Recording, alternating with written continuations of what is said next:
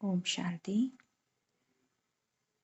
आज का अव्यक्त मुरली का डेट है 8 जून 1971 का।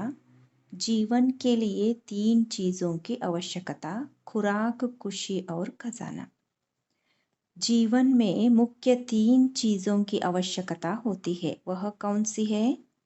चाहे लौकिक जीवन चाहे अलौकिक जीवन, दोनों में 3 चीज़ों की आवश्यकता है। वह कौन सी? एक चाहिए खुराक, दूसरा खुशी और तीसरा खजाना। यह तीनों बातें आवश्यक है। खजाने के बिना कुछ नहीं होता, खुशी के बिना भी जीवन नहीं और खुराक भी आवश्यक है। तो यह तीनों चीज़ें यहाँ भी आवश्यक है। खुराक किसको कहेंगे? खुशी तो हुई प्राप्ति की, बाकी खुराक कौन सी है? खजाना कौन सा है?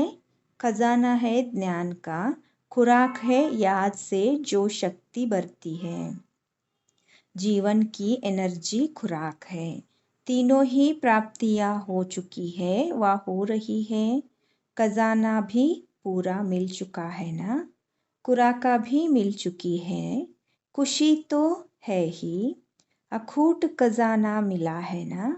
अच्छा, उस अखूट खजाने को बहुत सहज अगर किसको गिनती करके सुनाओ कि क्या क्या मिला है, तो किस रीति सुना सकते हो? किसको वर्णन करके सुनाओ तो ऐसा सुनाओ जिससे सहज रीति सारा खजाना आ जाए। अगर सागर को गागर में समा कर दिखाओ। खजाने का वर्णन जरूर 1 2 3 ऐसे गिनती कर सुनाएंगे ना कि इतना खजाना हमारे पास है। यहाँ भी 1 2 3 4 5 के अंदर ही सारा खजाना गिनती कर सुन सकती हो। एक में इकट्ठे बातें आ जाती है। एक बाप है, एक ही ज्ञान है। ऐसे एक का ही वर्णन करो तो इतनी पॉइंट्स आ जाएंगे। 2 का वर्णन करो तो 2 में भी कितनी पॉइंट्स है। 3 को वर्णन करो तो भी कितनी पॉइंट्स है। तो 1 2 3 4 5 इसमें ही सारा ज्ञान वर्णन कर सकती हो। जैसे खजाने को उंगली पर गिनती करते हैं ना, ऐसे आप भी ज्ञान खजाने को इन 5 गिनती में वर्णन कर सुना सकती हो। यह क्लास कराना, फिर देखना 5 के अंदर सारी पॉइंट्स आ जाती है। ऐसे ऐसे मंथन करना चाहिए जिससे सहज भी हो जाए और वही ज्ञान रमणीक भी बन जाए। 5 में सारा ज्ञान वर्णन कर सुनाओ। खजाने को भी वर्णन करके सुनाने के लिए सहज तरीका यह है। छोटे बच्चे को भी 1 2 3 ऐसे सिखाते हैं ना, तो इन 5 में ही सारे खजाने का वर्णन हो। और जितना बार खजाने को वर्णन करते हैं व मनन में लाते हैं, इतनी खुशी जरूर होती है। और खजाने को मनन करने से मगन अवस्था ऑटोमेटिकली होती है। खुशी भी मिल जाती है, खुराक भी मिलती है और खजाने की स्मृति भी आ जाती है। तीनों ही बातें स्मृति में है। इस जीवन को श्रेष्ठ जीवन कहा जाता है। याद की यात्रा में रहने से कोई करामात आती है, शक्तियों की प्राप्ति होती है। शक्तियों की प्राप्ति को करामत कहे। जैसे वह लोग कई अभ्यास करते हैं तो उनमें रिद्धि सिद्धि की करामत आती है। इस प्राप्ति को करामत कहे। जिस शक्ति के आधार से आप कर्तव्य करती हो उसको करामत कहे। करामत नहीं कहेंगे। करामात समझकर प्रयोग नहीं करते हो, लेकिन कर्तव्य समझकर शक्ति का प्रयोग करते हो। कर्तव्य करने का तो फर्ज है, इस कारण स्वीकार नहीं होता है। यहाँ करामात की बात नहीं, इसको श्रीमत का प्रैक्टिकल कर्तव्य समझकर चलते हो। उन मनुष्यों के पास करामात होती है, आप लोगों की बुद्धि में आएगी श्रीमत। तो श्रीमत और करामात में फर्क है। आप लोगों को शक्तियाँ प्राप्त होंगी तो स्मृति में आएगा, श्रीमत द्वारा अथवा इस मत की ही यह गति प्राप्त हुई। करामात नहीं, लेकिन श्रीमत समझेंगे। करामात समझ शक्तियों का प्रयोग नहीं करेंगे, कर्तव्य समझ शक्तियों का प्रयोग करेंगे। शक्तियाँ आनी ज़रूर है, मुख से बोलने की भी ज़रूरत नहीं, संकल्प से कर्तव्य सिद्ध कर देंगे। जैसे मुख द्वारा कर्तव्य सिद्ध करने के अभ्यास में भी पहले आप लोगों को ज़्यादा बोलना पड़ता था, तब सिद्धि मिलती थी। अभी कम बोलने से भी कर्तव्य होता है। तो जैसे यह अंतर्यामी, वैसे फिर यह प्रैक्टिस हो जाएगी। आपका संकल्प कर्तव्य को पूरा करेगा। संकल्प से किसको बुला सकेंगे, किसको संकल्प से कार्य की प्रेरणा देंगे, यह भी शक्तियाँ है, लेकिन उनको कर्तव्य समझ प्रयोग करना है। यह प्राप्ति श्रीमत से हुई। यह जैसे बटन दबाने से सारा नज़ारा टेलीविज़न में आ जाता है, वैसे ही आप संकल्प यहाँ करेंगे, वहाँ उसकी बुद्धि में क्लियर चित्र खींच जाएगा। ऐसे कनेक्शन चलेगा। यह सभी शक्तियों की प्राप्ति होगी। इस प्राप्ति के लिए जब तक बुद्धि में और सभी बातों समाप्त हो और सिर्फ श्रीमत की आज्ञा जो मिली हुई है वही चलती रहे और कुछ भी मिक्स न हो। व्यर्थ संकल्प श्रीमत नहीं है, यह अपनी मनमत है। तो जब ऐसी बुद्धि हो जाए, उसमें सिवाय श्रीमत के कुछ भी मिक्स न हो, तब शक्तियाँ आएंगी, नज़दीक आ रही हो। गायन शक्तियों का ज़्यादा है, कर्तव्य के संबंध में शक्तियों का गायन ज़्यादा है, क्योंकि साकार में अंतिम कर्तव्य की समाप्ति शक्तियों द्वारा है। इसलिए कर्तव्य की स्मृति व यादगार भी शक्तियों का ज़्यादा है। दिन प्रतिदिन भविष्य में देवताओं के स्वरूप का पूजन व यादगार कम होता जाएगा, शक्तियों का पूजन गायन बढ़ता जाएगा। गायन होते होते ही प्रत्यक्ष हो जाएंगे। अच्छा, अभी निर्मला शांता दादी बाप दादा के सम्मुख बैठी है। कलकत्ता में सर्विस का साधन तो स्थापन कर लिया है, लेकिन जैसे सर्विस के साधन की स्थापना की है, वैसे पालना का रूप अभी विस्तार को पाना चाहिए।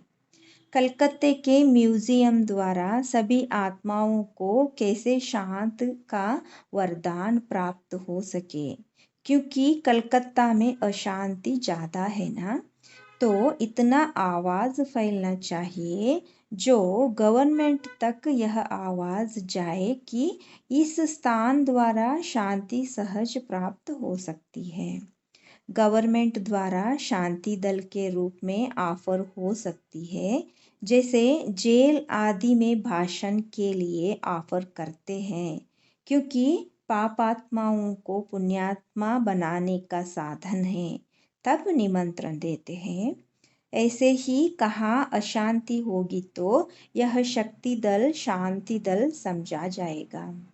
ऐसी भी गवर्नमेंट द्वारा ऑफर होगी, तब तो आफरीन गाई जाएगी।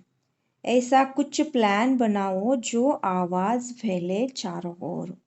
अशांति के बीच यह शांति दल सेफ्टी का साधन है, ऐसे तुम प्रसिद्ध हो जाएंगे। जैसे बट्टी के प्रोग्राम का गायन है, आग जलते हुए भी वह स्थान सेफ्टी का साधन रहा। चारों ओर आग होगी, लेकिन यह एक ही स्थान शांति का है, ऐसा अनुभव करेंगे। इसी स्थान से ही हमको सेफ्टी व शांति मिल सकती है। यह पालना का कर्तव्य बढ़ाओ। वह तब होगा जब कोई एक स्थान बनाओ जो विशेष योग अभ्यास का हो, जिसमें जाने से ही ऐसा अनुभव करे कि ना मालूम हम कहाँ आ गए हैं। स्थान भी अवस्था को बढ़ाता है। मधुबन का स्थान ही स्थिति को बढ़ाता है ना। तो ऐसा कोई स्थान बनाओ जो कोई कभी भी परेशान दुखी आत्मा हो, चिंता में डूबी हुई हो, तो वह आने से ही महसूस करे कि हम कहाँ आए हैं। ऐसा प्लान बनाओ। अपने को सफलता मूर्त समझते हो। सफलता मूर्त बनने के लिए मुख्य कौन सा गुण धारण करने से सफलता मूर्त बन जाएंगे? सफलता मूर्त बनने के लिए मुख्य गुण चाहिए सहनशीलता। सहनशीलता और सरलता कोई भी कार्य को सफल बना देंगी। जैसे कोई धैर्यता वाला मनुष्य सोच समझकर कार्य करते हैं तो सफलता प्राप्त होती है, वैसे ही सहनशील जो होते हैं वह अपनी ही सहनशीलता की शक्ति से कैसा भी कठोर संस्कार वाला हो व कैसे भी कठिन कार्य हो, उनको शीतल बना देते हैं व सहज कर देते हैं। सहनशीलता का गुण जिसमें होगा वह गंभीर भी जरूर होगा। जो गंभीर होता है वह गहराई में जाने वाला होता है, और जो गहराई में जाने वाला होता है वह कोई भी कार्य में कभी घबराएगा नहीं, गहराई में जाकर सफलता प्राप्त करेगा। सहनशीलता वाले बाहर मुखता के वाइब्रेशन को ही नहीं, लेकिन मन के संकल्प भी तो उत्पन्न होते हैं। उन संकल्पों की उत्पत्ति को देखकर भी घबराएंगे नहीं, अपनी सहनशीलता से सामना करेंगे। और सहनशीलता के गुण वाले की सूरत से क्या दिखाई देगा? जिसमें सहनशीलता का गुण होता है वह सूरत से सदैव संतुष्ट दिखाई देगा।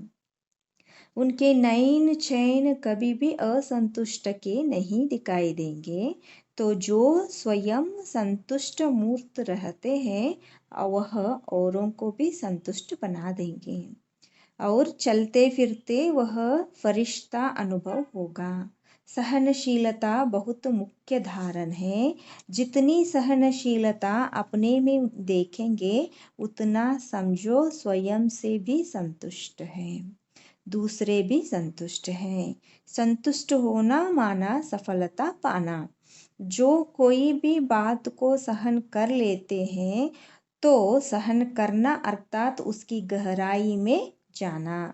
जैसे सागर के तले में जाते हैं तो रत्न लेकर आते हैं, ऐसे ही जो सहनशील होते हैं वह गहराई में जाते हैं, जिस गहराई से बहुत शक्तियों की प्राप्ति होती है। सहनशील ही मनन शक्ति को प्राप्त कर सकते हैं। सहनशील जो होते हैं वह अंदर ही अंदर अपने मनन में तत्पर रहता है, और जो मनन में तत्पर रहता है वही मगन रहता है। तो सहनशीलता बहुत आवश्यक है। उनका चेहरा ही गुणमूर्त बन जाएगा। सहनशीलता की धारणा पर इतना अटेंशन रखना है। सहनशीलता ही ड्रामा की डाल पर ठहर सकता है। सहनशीलता नहीं तो ड्रामा की डाल को पकड़ना भी मुश्किल है। सहनशीलता वाला ही साक्षी बन सकता है और ड्रामा की डाल को पकड़ सकता है। इतना अटेंशन इस पर है। सदैव कोई ना कोई गुण सामने देख उनकी गहराई में जाना है। जितना जितना गहराई में जाएंगे उतना ही गुण की वैल्यू का पता पड़ेगा, और जितना जिस चीज़ की वैल्यू का मालूम होता है उतना ही हर गुण को ग्रहण करना व वर्णन करना सहज है। लेकिन एक एक गुण की गहराई कितनी है यह जो जानते हैं वही इतने वैल्यूएबल बनते हैं, उनका ही गायन सर्वगुण संपन्न का होता है। अर्थात गुणों के आधार पर ही इतनी वैल्यू है। तो जिन गुणों के आधार से इतने वैल्यूएबल बने, उस एक एक गुण की कितनी वैल्यू होगी, ऐसी गहराई में जाना है। और जितना स्वयं को वैल्यू का पता मालूम होगा, उतना ही औरों को भी उस वैल्यू से सुनाएंगे। अच्छा, अपने को वैल्यूएबल की लिस्ट में समझते हो? वैल्यूएबल का मुख्य लक्षण क्या होता है?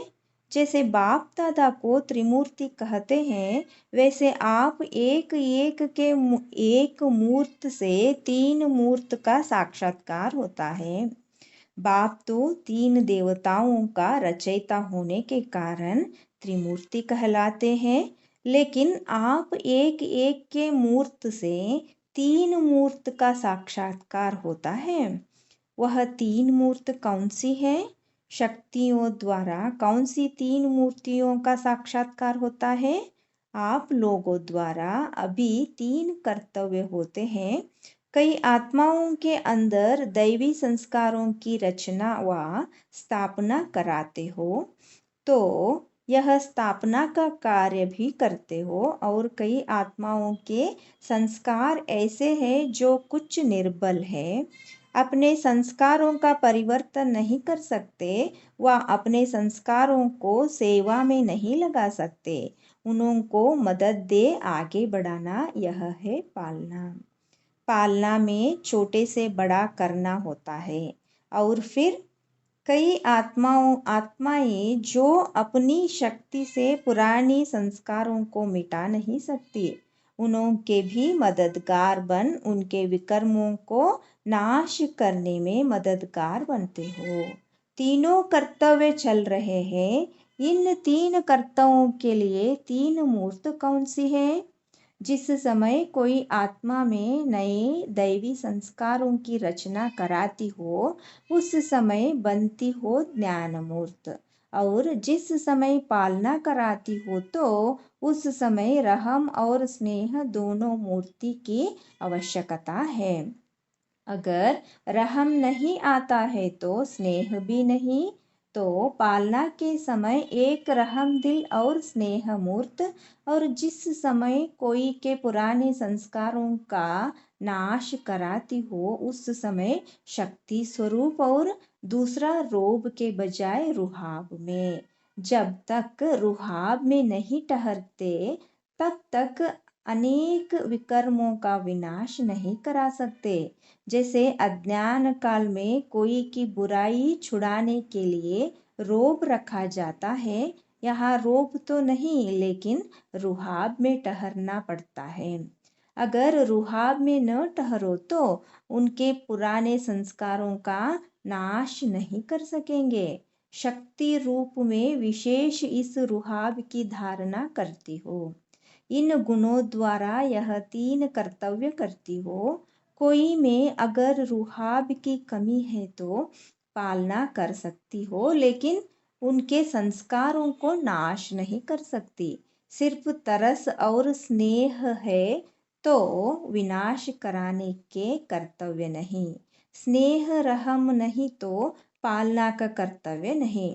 रुहाब ज़्यादा है लेकिन रहम कम है तो पालना में इतना मददगार नहीं, लेकिन कोई के विकर्मों का नाश कराने में मददगार है। और फिर नॉलेजफुल नहीं है तो नए संस्कारों की रचना नहीं कर सकती। कोई में कौन सा विशेष गुण है, कोई में कौन सा विशेष गुण है, लेकिन चाहिए तीनों ही। अगर तीनों में ही प्रैक्टिकल में समानता है तो फिर सफलता बहुत जल्दी मिलती है। नहीं तो कोई बात की कमी होने के कारण जो संपूर्ण सफलता होनी चाहिए और जल्दी होनी चाहिए, उसमें टाइम लग जाता है।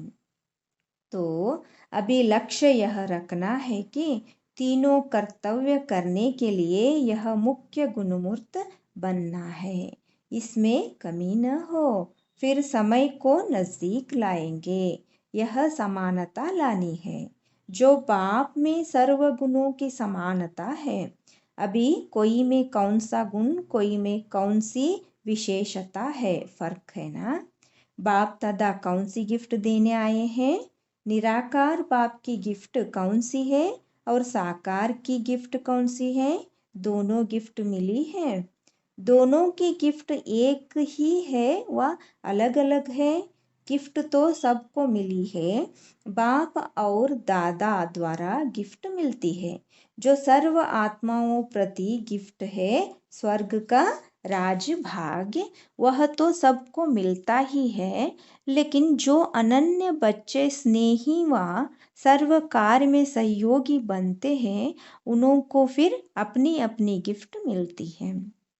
दोनों द्वारा, साकार बाप दादा द्वारा एक ही विशेष गिफ्ट कौन सी मिली है? जो स्नेही और सहयोगी रत्नों को ही मिलती है। वह स्वर्ग की गिफ्ट तो वरदान में मिलती है। साकार और निराकार द्वारा हर एक को स्पेशल वरदान भी मिला है और गिफ्ट भी मिली है। कई ऐसे वरदान हर एक को अपने अपने मिले हुए हैं, जो बिना मेहनत के वरदान द्वारा सफलता को पाते रहते हैं। वरदान तो अपने अपने जानते हो। कोई को कोई विशेष शक्ति का वरदान मिला हुआ है, कोई को किस विशेष शक्ति का वरदान मिला हुआ है। उन वरदानों का अनुभव भी हर एक करते हैं। कोई को सर्व के सदा सहयोगी बनने का भी वरदान मिलता है, किसको सर्व के स्नेही बनने का वरदान मिलता है, किसको सर्व के संबंध में आने का वरदान मिलता है। कोई को कोई भी समस्या आए उसको समान सामना करने की शक्ति का भी वरदान मिलता है। तो हरेक को अपना अपना वरदान भी मिला हुआ है, लेकिन साथ साथ गिफ्ट भी मिली हुई है। एक एक के अंदर देखेंगे तो सर्व शक्तियों में ये एक श्रेष्ठ शक्ति वरदान रूप में प्राप्त है, जिसके लिए मेहनत नहीं करनी पड़ती है, नेचुरल प्राप्ति है। एक दो से संपर्क में आने से अनुभव होता है। जैसे एक दो के गुणों का वर्णन करते हो, वैसे हरेक के वरदान का भी मालूम पड़ जाता है। लेकिन जो भी पर्सनल गिफ्ट होती है उससे विशेष स्नेह रहता है। वह कौन सी गिफ्ट है? यह सोचना और दूसरा यह सोचना कि पर्सनल गिफ्ट को सदैव कायम रखने के लिए विशेष किस बात का अटेंशन रखने की आवश्यकता है। अमृत वेले इस पर विचार सागर मंथन करना। याद की यात्रा से आत्मा में विल पावर आती है। जितनी जितनी विल पावर धारण करेंगे उतनी बुद्धि को जहाँ चाहे जितना समय चाहे उतना लगा सकते हैं। विल पावर कैसे आ सकती है? विल करने से। विल करने की निशानी अपनी विल पावर से समझ सकते हो। सर्व शक्तियों को विल किया तो बाप सर्व शक्तियाँ विल कर देते हैं। सर्वशक्तिवान साथी बन गए और सर्व शक्तियाँ साथी बन गई, तो फिर विजय ही विजय है। भक्ति मार्ग में भी कोई कार्य करते हैं तो समझते हैं ना, मालूम पूरा हो या न हो, इसलिए भगवान के ऊपर छोड़ देते हैं कि हे भगवान, आपका कार्य आप ही जानो। तो यह जो भक्ति मार्ग में संस्कार भरे वह अब प्रैक्टिकल में किया है। भक्ति मार्ग में कहने मात्र था, यह ज्ञान मार्ग में किया है। ज्ञान मार्ग में करने की शक्ति, भक्ति मार्ग में कहने की शक्ति रात दिन का फर्क है। अच्छा, Om Shanti. Thank you Baba.